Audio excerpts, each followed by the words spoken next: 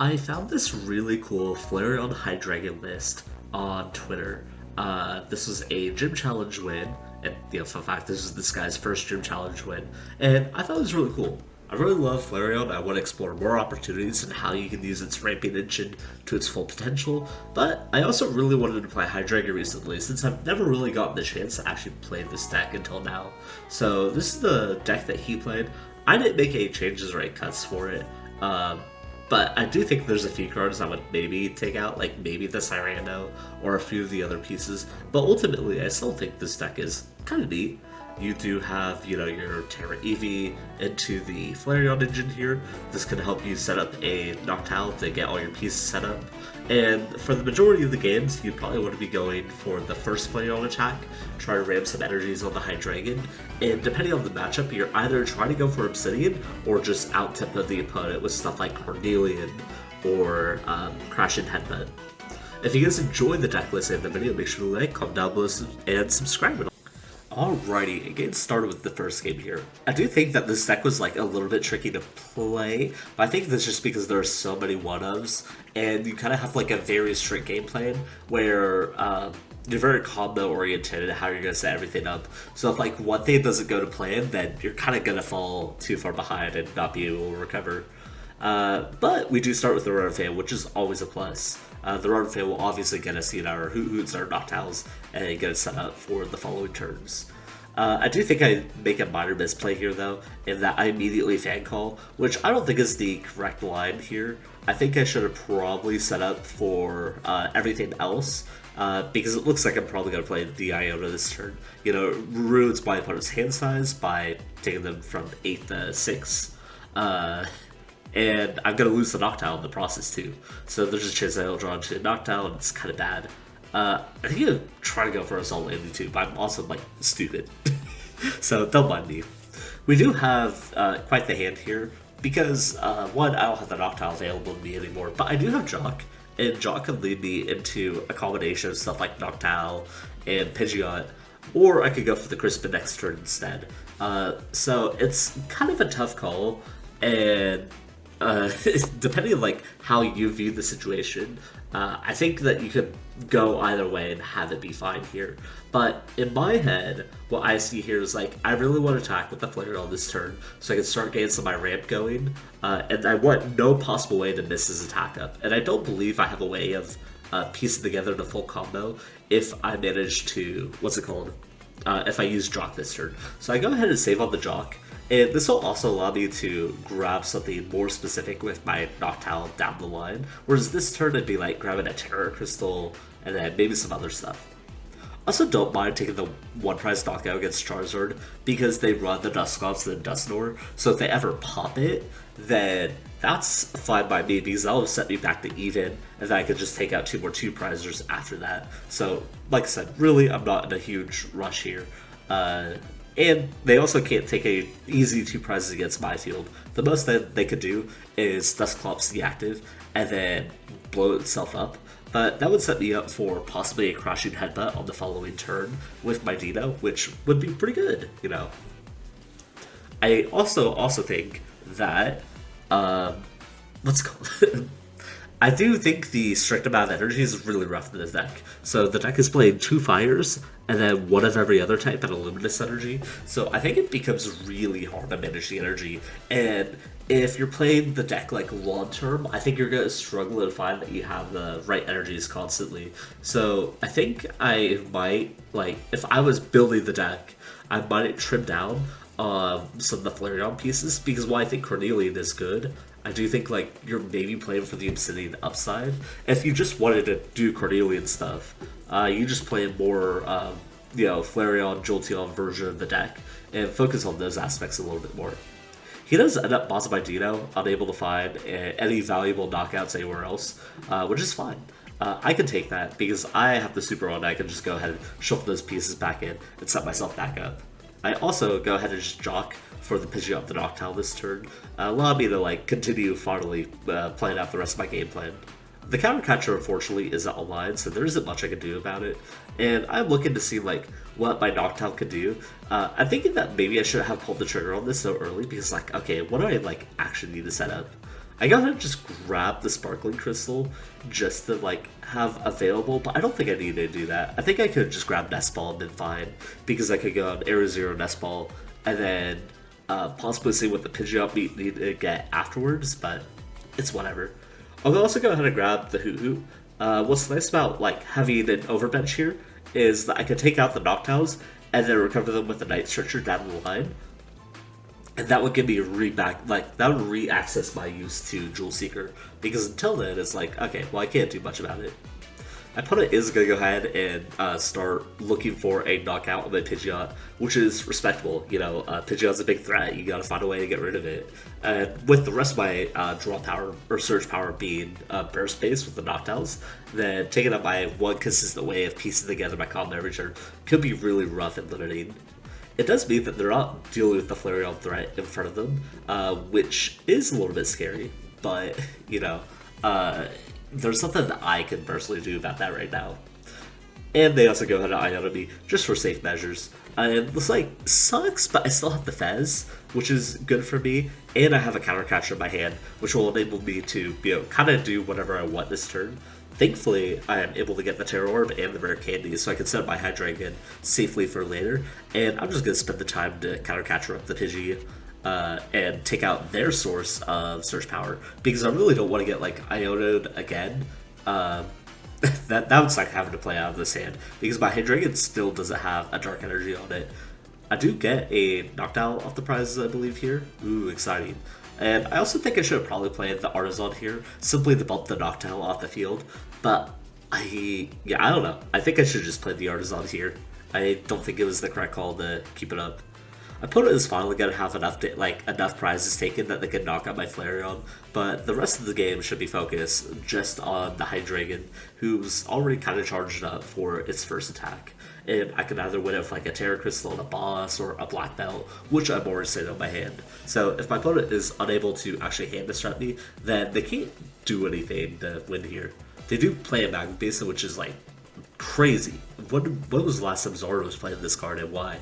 I guess it's for like Radzard, but it's so whatever. I think it's Scoop Up Cyclones. It puts the Dusclops in the active, which is also like crazy tech. And then he just draws 3 cards. So really, this game was over for a little bit. I don't even have to do much. I'm gonna go ahead and bump the stadium just because I can.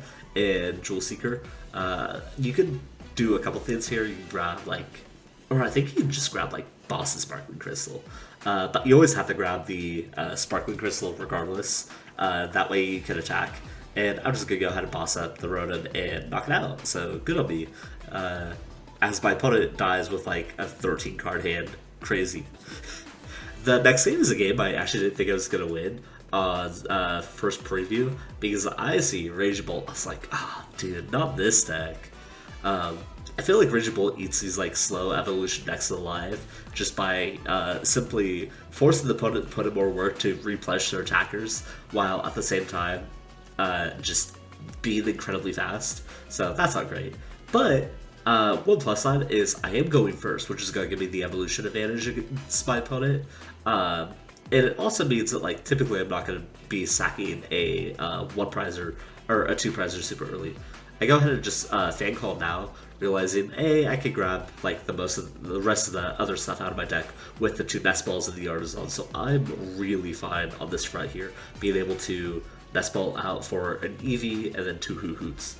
I do decide to go for the Eevee EX because I'm not sitting on a Flareon EX in my hand. And so like if my opponent like prime catchers my Eevee EX and takes a knockout against it, then you know what, I can just concede and move on.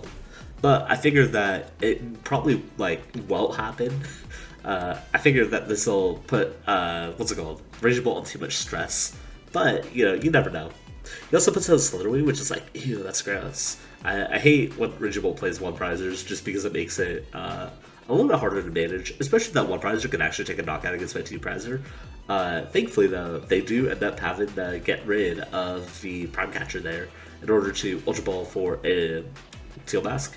I do think if my opponent was trying to play a high-value game, they actually don't use the Ultra Ball there, and instead they just Prime Catcher the Eevee EX and try to scam a win out of me. But they did already attach the energy to the Raging Bolt instead, so it's kind of like whatever. He might get a knockout onto my Rotom here.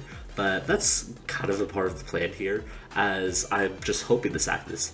He does Iono me, which sucks because I have 2 Noctowls in my hand, but it's kind of fine because I get Rare Candy in the Pidgeot, and I get the Flareon, so I kind of have a lot to work with next turn. But yeah, you know, it looks like my hand is going great. All he has to do is knock this out, and then I can move the Eevee into the active and get swinging, and it'd be awesome.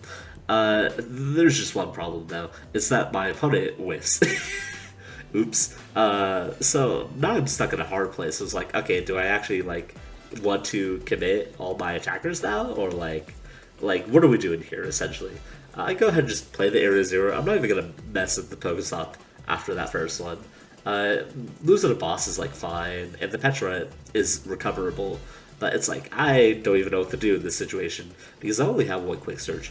I go ahead and Drayton, and I do think Drayton is the high roll option here because there's a chance he gets like a Noctowl, but he can also fetch a different combo piece. So, you know, I get the Rare Candy, and I have the Noctowl. I'm not even sure if I'm supposed to pull the trigger on this Noctowl already, but it's like, I don't know what else to do. I'm also contemplating like grabbing Switch and Tera Crystal just so I can attack my Flareon, but I was like, no, I don't need to sacrifice the 1 prize already. But, you know, I do think I'm in a good spot at the very least, because my opponent is going to have a really hard time knocking something out. Like, he could go ahead and, like, boss up my Flareon and also not play a Sonic this turn, but I'm 99% sure my opponent like needs to play a Sonic this turn to get some presence onto the field. So I decided to just risk it again and just be like, hey, the runner will probably go down this turn. He probably doesn't have enough power or juice to knock out the Flareon without using a Sonic or something. So that's why I ended up going down this route. I also get to bump my Noctowl down, which is cool, especially when you're saying on Night Stretcher, which will enable my other Noctowl. That said, I'm pretty sure I'm fine on the burst front here, which is good. And I'm also saying on a counter catcher in my hand and a Night Stretcher, so I really do think I'm in a great spot here. They are going to finally take a knockout by discarding Grass Energy, kind of as I predicted, where they weren't going to get a lot of value there. And now I can go ahead and counter catcher the Teal Mask with the 2 energy on it, which is swag. I'm trying to figure out what to do with the rest of my turn here. I do think I should have definitely fezzed first. I don't know why I ended up doing it this way. I guess I really needed the Crispin. I think my idea was like, oh, I can Crispin and attach the energy to the Flareon and get some cards out, but I didn't even do that. I think it's just poor sequencing on my part. I'll go ahead and grab the Lightning Energy and the Water Energy, because my plan here is to make sure that either of my other Pokemon on the bench can attack this turn. So I go ahead and just attach the Fire Energy to the Flareon, so it's ready to attack with the Carnelian thanks to the Water Energy. And for the Hydreigon, I'm setting it up so I can play a Black Belt's training, or even just a Boss's Orders onto the Squawkabilly and just knock it out. That said, now that I think about it, I do believe both my bosses are played, so it's definitely just gotta come down to Black Belt's training. So yeah, leave that as it is. But most of my energies are on the field now, and I'm in a decent spot because I gave up 1 prize that kind of means nothing for my opponent, and I took 2 prizes against them. So the only way that they can like kind of come back is like a Briar play, and I do believe the Hydreigon is weak to grass, so Briar on the Hydreigon is definitely a possibility. But they're gonna go ahead and pull the trigger on the Raging Bolt attack and get rid of all the energies on the Ogre Pawn anyway, so it doesn't matter. This is a pretty ballsy play on my opponent's part, because they essentially are saying, hey, I don't fear you knocking me out, and I'm just gonna go ahead and knock them out, and Iono them, because I really don't want them having 3 energies in their hand right now. I also think I'm gonna go ahead and quick search for the Area 0 here, and the reason for that is just to like further limit my opponent's like back out options. Except for the fact that my Area 0 prize. Oops, my bad. I don't really have any other like super big game plan here, but I go ahead and Night Stretcher out the Noctowl, because I figure if my opponent does disrupt my hand again by playing like Iono or a Roxanne, then I'd rather have more Noctowls in the deck, even though the Night Stretcher still accomplishes the same thing. It's just like 1 less card I can draw, I guess. And I guess it would also make my Jacq a little bit more powerful by allowing my Jacq to hit a Noctowl. So You know, I kind of feel like there's no reason not to use the Night Stretcher there, outside of like, oh, you can save it for later. But really, like, I kind of have everything on the field that I need already. So the only thing that it could be helpful for is like the consistency. Perhaps you could make the argument that you need Grab an Energy in the retreat, but I have switches in the deck, so yeah, like I said, doesn't matter. My opponent is going to have a decent turn, all things considered, re-getting the Pokestop and playing Asana. But, like, really, they're just kind of dead here. They really can't do anything, and the Defiance Band on the Raging Bolt, which I'm just not realizing, what the fuck? Why does that thing have a Defiance Band? I'm just going to go ahead and play the Black Nuts Training and get a knockout with it. I do think I've got some decent value out of it.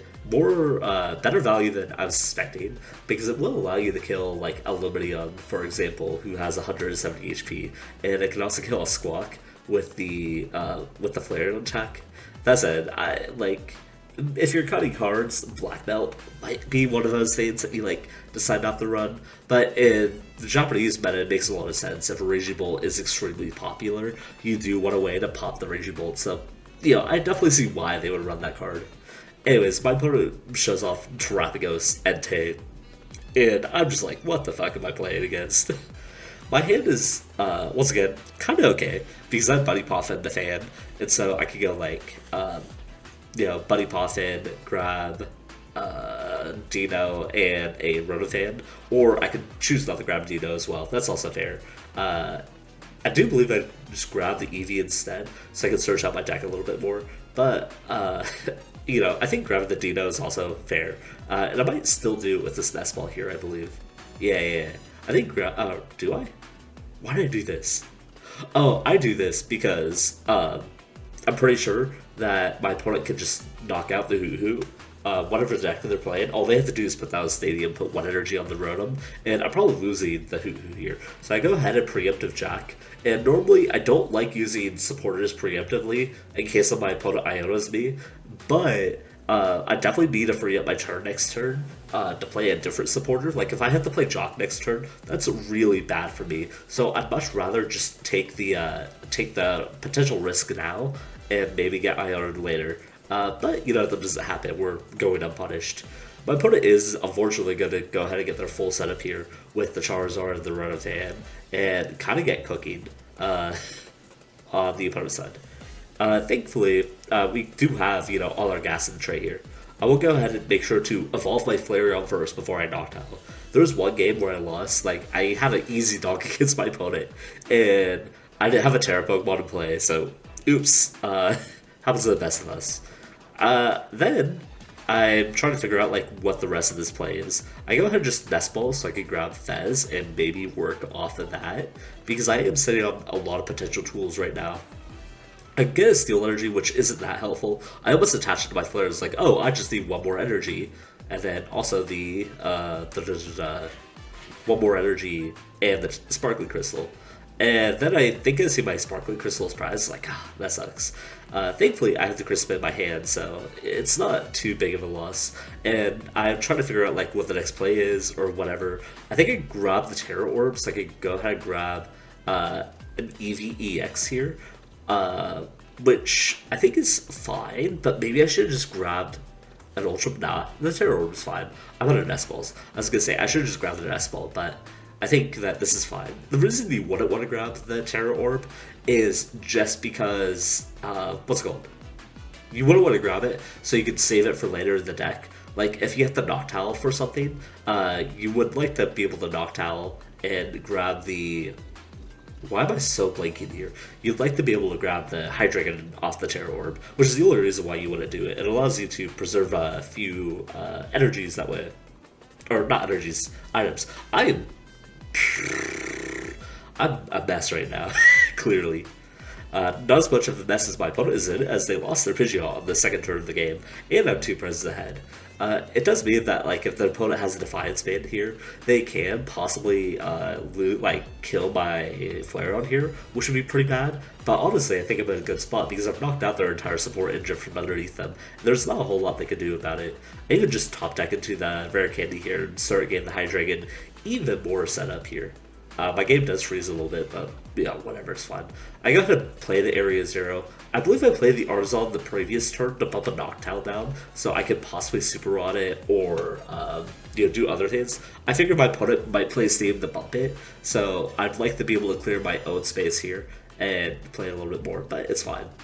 I go ahead and Tera Orb for the Eevee now, and I'm just going to go ahead and take another 2-prize knockout here as I try to set up to finish the rest of the game, like on the following turn with Obsidian, as I could go ahead and just Crispin out the last energies out of my deck for the Hydreigon win.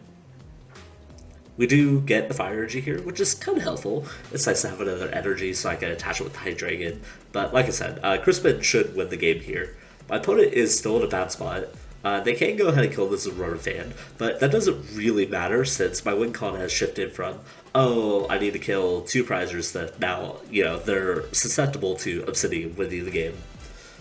But they can disrupt my hand. Granted, I don't really have a whole lot going in this hand anyways, but, it's still relevant to note, as they are actually going to go ahead and Thornton instead, which is crazy. Is not expecting that. They're going to go ahead and Thornton and get the Pidgeot back online, which I think might be a little bit overkill. But this does possibly let them have the win out on the next turn, or just set up for a situation where they can Briar me and win the game that way. So yeah, there's always that possibility. I do think that I'm also not in a great position. Obviously I have the Pidgeot up, but if they were able to kill the Pidgeot this turn with a counter catcher, then that would have also sucked a lot. Also, my opponent has, the full bench now thanks to Area 0, which I thought I was going to get value out of, but I might have overestimated how much I could do. So I think giving my opponent the Area 0 was kind of not a great maneuver. Just because it means that they could possibly Dust or play me now and win the game. So, not the best play for me. But all I have to do is Pidgeot for the Crispin. There's one small issue that I just drew an energy, and I go ahead and check for a card, and I do have 1 energy in there. But this is the moment I realized, oh, I fucked up. Because Crispin forces you to put 1 in your hand. So I would have to use Fezandipiti to Super Rod and put energies back in the deck. Unfortunately, I'm stupid. I threw the game. There is still a chance that I lost because the Fez would have had to hit the Super Rod in the first place in order for me to put the energies back in and actually get the attachment effect with my Crispin. So it's kind of maybe low odds for me to win anyways, but I still feel stupid for missequencing that. So this game was really close, and I still wanted to share it because it it's a learning moment. I could be oh, I forgot to, I could have learned from here and possibly won the game because of that. I still feel like I showcased the deck decently well because of it, but yeah, you're not going to win every game. As my opponent is going to go ahead and Dust Orb the fuck out of me and then kill my Hydreigon at full. But if you guys did enjoy the video of the deck list, leave a like, comment down below, and subscribe, and I'll see you guys around.